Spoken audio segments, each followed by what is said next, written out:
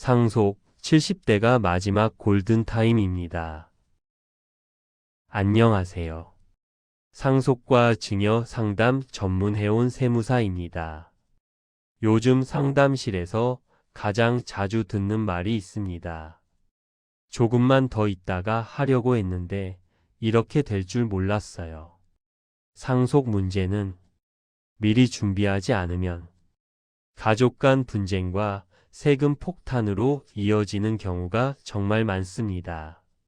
오늘은 제가 현장에서 느낀 경험을 바탕으로 왜 70대가 상속과 절세의 골든타임인지 차분하게 설명드리겠습니다. 최근 상속을 둘러싼 소송이 급증하고 있습니다. 이유는 간단합니다. 저성장 시대 상속이 사실상 마지막 큰 자산 이전이 되었기 때문입니다. 문제는 돈이 아닙니다. 왜 나한테는 이렇게 줬느냐? 부모님 뜻이 맞느냐? 이런 감정의 문제로 번집니다. 실제로 법정에서 다투는 핵심은 유산의 크기가 아니라 부모님의 판단 능력이 정상적이었느냐입니다. 많은 분들이 이렇게 생각합니다. 유언장은 써두기만 하면 되지 않나요? 그런데 현실은 다릅니다.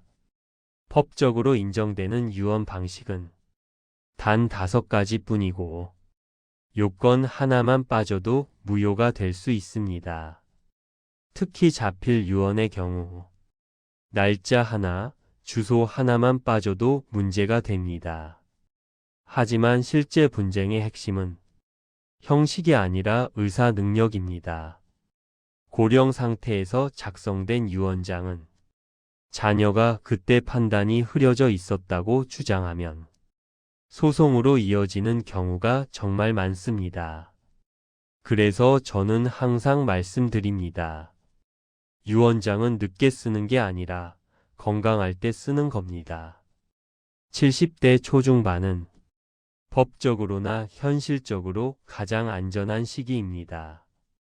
이 시기에는 대부분 의사 능력이 명확하게 인정되고 공정증서 유언장을 작성하기에도 적절합니다. 공정증서 유언은 공증인과 증인 2명이 참여해 법적 분쟁 가능성을 거의 차단합니다. 또 하나 중요한 이유가 있습니다. 바로 상속세 절세입니다. 상속세 최고 세율은 무려 50%입니다. 배우자와 자녀가 있는 경우 기본 공제는 10억 원이지만 요즘 자산 구조를 보면 절대 충분하지 않습니다. 그래서 핵심은 생전 증여를 통한 분산입니다. 증여세는 10년 단위로 공제가 적용됩니다. 배우자 6억, 성인 자녀 5천만 원. 중요한 포인트는 이겁니다. 증여는 지금 가치로, 상속은 사망 시 가치로 세금을 매긴다는 점입니다. 앞으로 오를 자산이라면 늦을수록 세금은 더 커집니다. 그래서 70대 초반부터 계획적으로 움직여야 합니다. 최근에는 유언 대용 신탁을 선택하는 분들도 늘고 있습니다. 이 방식은 사후에 신탁회사가 즉시 집행하기 때문에 지연이나 분쟁 가능성이 적습니다. 특히 내가 살아있을 때 결정하고 싶다. 이런 분들에게 잘 맞는 방법입니다. 다만 유언장이든 신탁이든 가장 중요한 건 따로 있습니다. 상속 설계에서 가장 큰 리스크는 세금이 아니라 가족 간 오해입니다.